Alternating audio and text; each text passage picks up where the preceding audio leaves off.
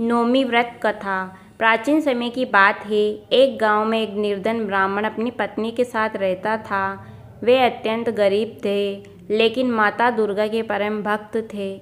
नवरात्रि आने पर उन्होंने माता की पूजा अर्चना बड़े नियम और श्रद्धा से शुरू की। पूजन के दौरान नौमी तिथि आई।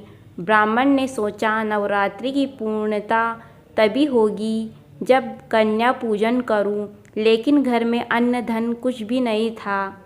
तभी ब्राह्मण की पत्नी ने कहा, हमारे पास थोड़ा सा आटा और गुड़ है, क्यों ना उससे कन्याओं को भोजन कराया जाए।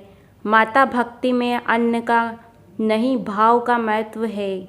ब्राह्मण ने ऐसा ही किया। उन्होंने गांव की 9 छोटी कन्याओं को बुलाया, प्रेम पूर्वक उनके चरण धोए, उन्हें आसन पर बिठाया और आटे गुड़ का प्रसाद खिलाया।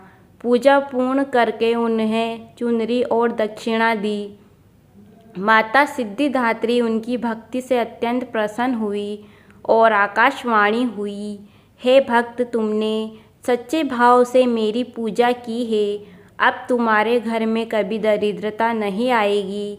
तुम्हारा जीवन सुख समृद्धि और सिद्धियों से परिपूर्ण होगा। उस दिन के बाद से ब्राह्मण के घर में कभी कमी नहीं रही और उनका जीवन सुख समृद्धि से भर गया।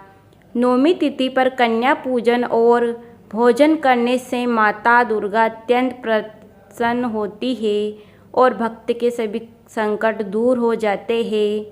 इससे घर में धन धान्य, सुख समृद्धि और सिद्धियां प्राप्त होती है।